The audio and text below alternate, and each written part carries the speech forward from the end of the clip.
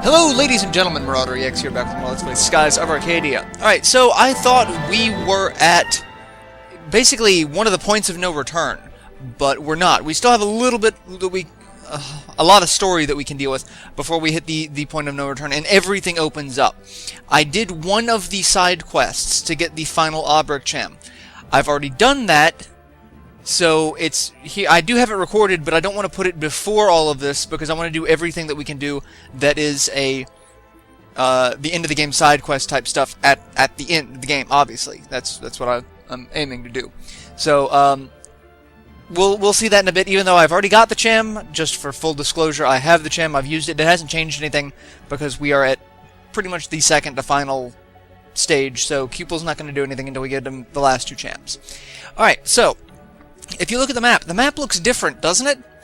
It's because it's missing all of the normal sky rifts. The only rift that's left is the dark rift, which is still impassable. You can go over it, but that's about it. But all of the other normal sky rifts that used to separate the world, like down here into South Ocean, leading up into Ixataka, that's not there anymore. It's gone. The sky rift around the area for Pirate Isle, gone. Everything. Just kind of normal. That is a side effect of Solstice being risen. Because look, it's caused like a vortex above and obviously a vortex below it. So, yeah. So if we go to Solstice, we get a little cutscene. And this is actually going to be what progresses the story. Because again, we've got a lot of story.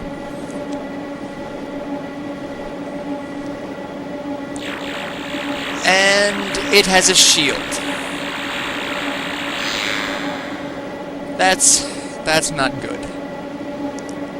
It's an impenetrable shield. I love cats. Anyway, so hearing about a Dome of Light. Dome of Light, which is basically, again, impenetrable shield. Ancient defense mechanism. And it was strong enough to protect Solstice from the Gigas. So, that gives you an idea of just how powerful it actually is. Granted, we're more powerful because we've actually taken out several Gigas at this point. Not even the Delphinius can touch us. Well, yeah, hide behind your shield for now, douche.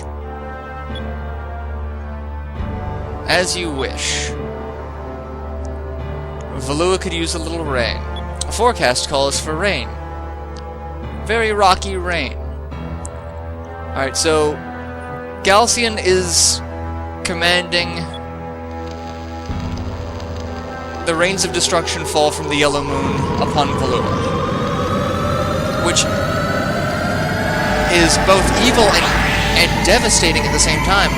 Because he can call forth the rains from a specific moon. So originally when the rains of destruction fell, the Sylvites brought the rains down from every moon.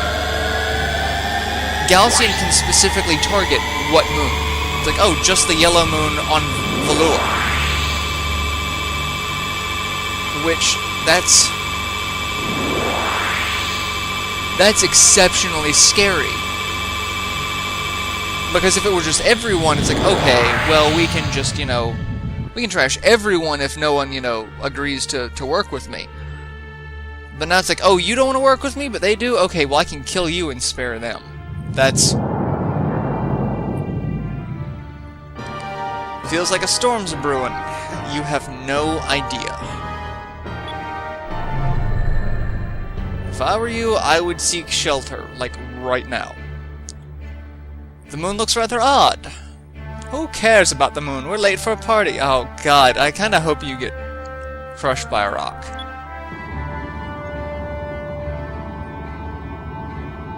Alright, so Belisa also ignored Alfonso's order and got Enrique out of the palace. So she's taking him back to Vyse. Because she knows Valua is not going to stand a chance, and Vyse really is one of the only people who's going to be able to stand against Galcian at the moment. But here we see the surface of the yellow moon just spewing forth boulders that become meteorites. That's actually a big thing in sci-fi. A weapon called a mass driver, where you basically take existing space debris, like free-floating asteroids and bodies of rock and whatnot, and you just launch it. And instead of actually having to build missiles, you have, you know, meteorites as weapons, which can do far more damage in the grand scheme of things due to their mass. Hence the term mass drivers. And that's what's happening to Valua right now. They are... And Alfonso... And this basically cements his title of Supreme Coward. You're on your own, Empress, I'm getting out of here. And he's crushed. Like, it's not even, like, it's like, just splat. Like, that's it. There's nothing else to it. He just gets... but fun fact, he is the only admiral that we do not fight, like, in any way, shape, or form. We fight his war beast, but he does not fight us with his ship or hand-to-hand. Like, we fought Beliza, we fought DeLoco, we fought Vigoro, we fought Gregorio, so yeah, and we're gonna fight Galcian, and we fought Ramirez and lost, so, I mean, it counts. But yeah. Valua is just taking a beating. Grand Fortress, still, you know, not doing too bad. And I spoke just a minute too soon on that, because that was a very big rock.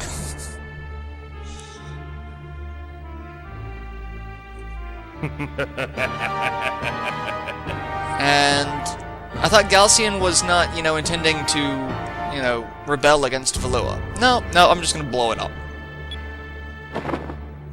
And that's a little Hitler-esque, Galcian. Yeah, that's really Hitler-esque. That's a little dark. I'm just gonna say. That's Beliza's ship. Well, Enrique survived, thankfully. Really, thanks to Beliza. If it weren't for Beliza, he would have still been in Grand Fortress. And we saw what happened to that.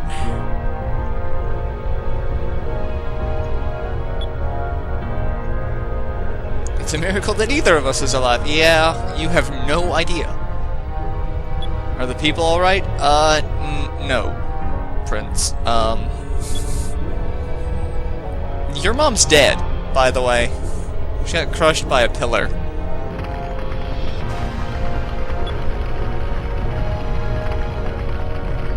And we see the burning ruins of Valua.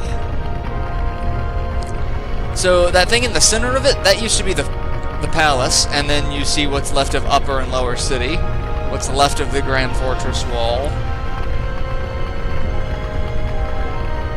Valua is gone. Please tell me that this is all just a bad dream.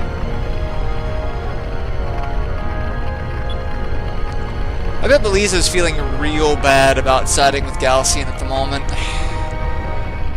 Considering her whole thing was, you know, to prevent mass suffering like this by uniting everyone under one banner. Well, the banner you decided to unite everyone under decided just to cause mass suffering. They actually use the Reigns of Destruction. Maybe we should head back to Crescent Isle and take a minute to regroup. We can't do anything to get into Soltis. Yeah, we can't, because... impenetrable. We have no choice but to head home. So at this point, we just want to head to Crescent Isle. So yeah, the stone reefs are still there, so you can still see those and go through those as normal. But there are no sky rifts. And am I heading the right way? Yeah. I get a little turned around. You may have noticed. So yeah, as I was saying, I've already got the final Obricham, but there's a couple of things that still have not popped up as available that are the the tying up loose ends of the game. Most of it is just airship battles. We've seen some of the enemies show up before, like there's I think it's a giant squid monster, Nautilus type squid monster flying around the squid nest. There's a creature flying around the continent of ice. So we've got those. That's really all that's left with that type of fight. But there's one enemy that actually is a on-foot battle that appears in the Dark Rift. And even though there's a giant monster of it that you see in the Dark Rift, since it's a ship dungeon, but when you actually go to fight it, it turns rather small and becomes, you know. I completely passed Crescent Isle. How did I do that? How did I not see the rainbow? Anyway. Oh, there it is. Haha! So, yeah, I want to do all of that at once, so I will be adding the Albrecht side quest to that. So, in the meantime, let's see if we can figure something out on what to do. Gilder, Aka, Fina, and Vyse. Vyse is just, look at him, he looks so pissed off. Oh, and Mogi's here. Vyse is like, damn it. Mogi, yeah, Valua doesn't exist anymore.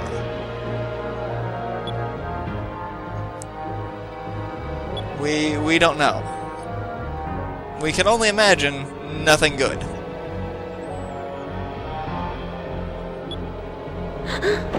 And she faints, and Fina grabs her. And very, very awkward hand positioning for Fina, because I'm pretty sure that's on Mogi's chest.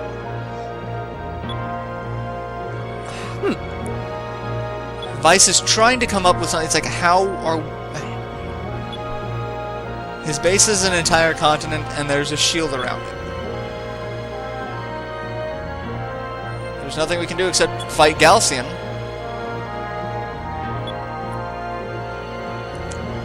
There's nothing we can do. Oh yes, there is. It's Enrique and Beliza! I leave you guys alone for a few days and you're ready to surrender. And Mogi, overwhelmed with happiness. So worried about you. Yeah, understandable. We were in Valua when the rains hit. Beliza saved me. I owe her my life. My mother and so many others were killed. Yeah. How? Got an idea how? Lord Galcian wants to rule the world, not destroy it. Valua was just an example.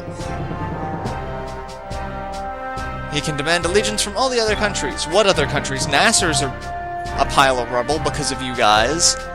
Yafutoma is really the only country left, and then Ixataka. Send his armada to each of the countries as a show of force, demand that they surrender, and he'll most likely go with them. So, we get him when he's out of the base. Hey. But we need to be realistic here. There's no way the Delphinius can take out Galcian's entire fleet. If you fought him alone, you would lose.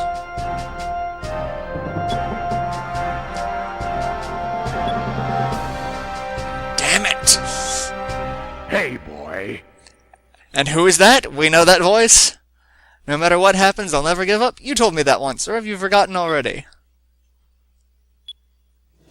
It's Drachma!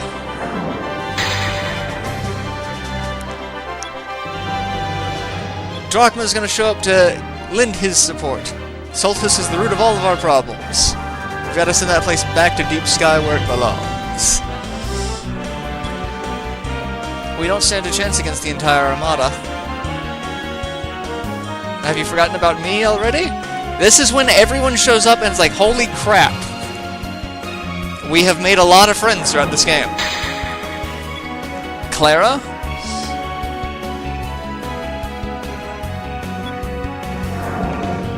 Gordo, even. Reformed Black Pirate. Because they've driven away all of his customers. And Sintime, he was able to get his ship up and running, and now he's going to join the fight. And really, that's not all. We've got more. Even Baltor's joining us. Don't get the wrong idea, I'm only helping you because I hate Galcian more than I hate you. As soon as we kick his arse, I'm coming after you. We've got Daigo and the Tinku and the rest of the Yafutoman fleet. You saved our country, now it is time to return the debt of honor.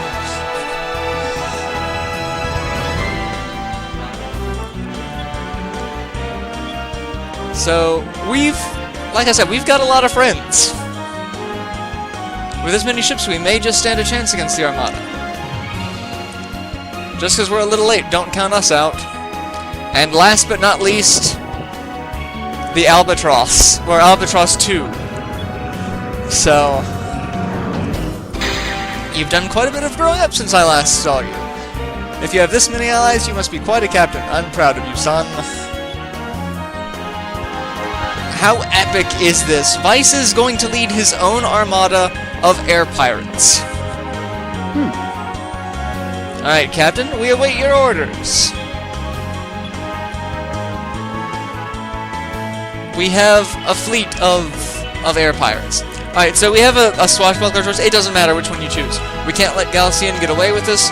Let's show Galcian what we're made of. We're not going to let him get away with destroying Valua. We need to take back the skies and free the world! Let's go!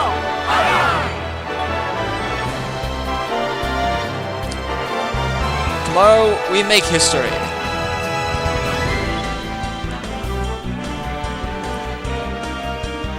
And the look on her face is just like...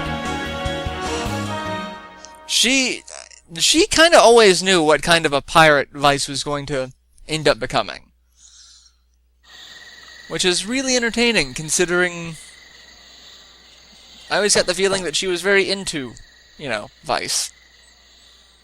But someone's knocking on his door. Who could it be? It's Belisa! This late at night. Nice. She's come to say goodbye. You can't expect me to fight my own men. There's something else that she has to take care of. That sounds a little ominous.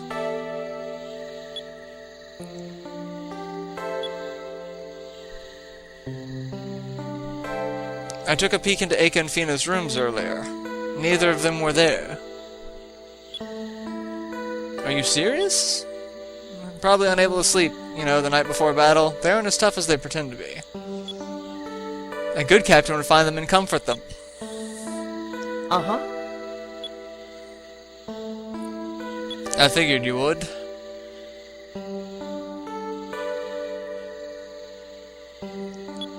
Goodbye. I know you'll grow to be a great leader and try not to break too many hearts. Aww. Mwah. She seems happy and then very determined. So we get to go. This will be a slightly long episode. We're gonna go find Eika and Fina and talk to them. Because yeah, that's really the end of it. So, alright, so Fina is over here. We'll go talk to her. And this is one of those... This is actually the scene the night before the final battle, Hey. in which you learn a lot about Vyse's relationship with Fina and Eika. Can't sleep? No, I mean, we're gonna go fight, you know, tomorrow. She can't stop thinking about Ramirez. She's going to have to fight and probably kill her best friend. And one of us will die tomorrow.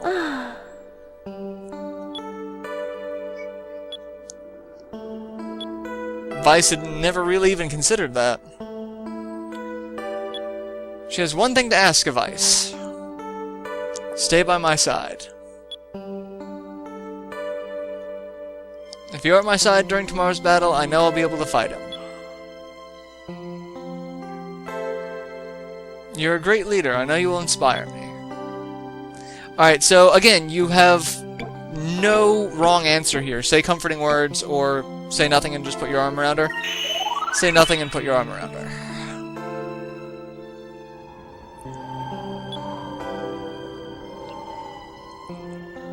See, they obviously care about each other.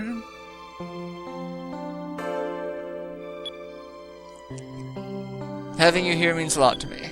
Can we just stay like this a little longer?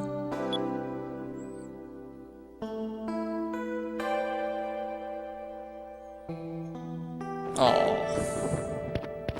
Alright, and now we get to go talk to Aka, who is standing up on top of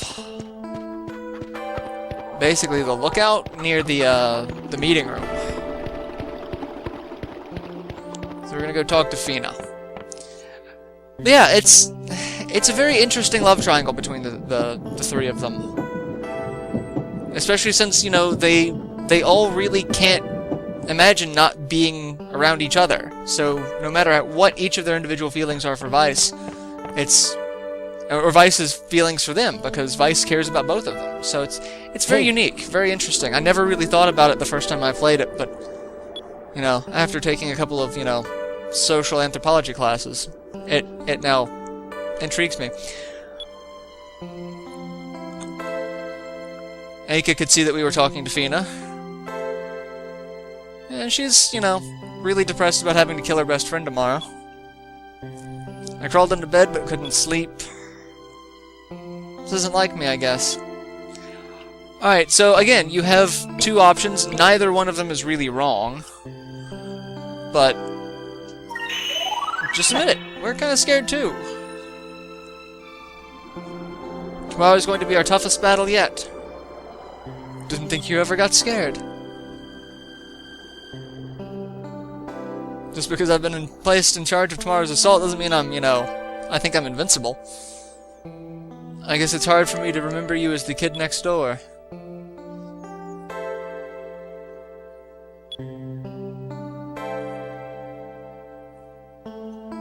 There's Fate of the World tomorrow.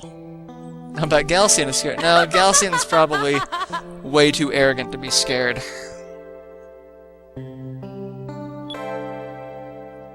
Alright, I'll see you tomorrow. Uh-huh. And then Aka gets this look on her face, and kisses Vyse. Which kind of surprises him. We're gonna make history tomorrow. You better not oversleep, your dad's here, remember? Like, Vyse was really surprised by it, but he's not, you know, unhappy about it. He just never really... Yeah. He never knew she felt that way about him. Alright. So yeah, that is everything. So I'm going to actually end this episode here, and I will see you guys in the next installment, where we lead the Armada! So till then, later everyone.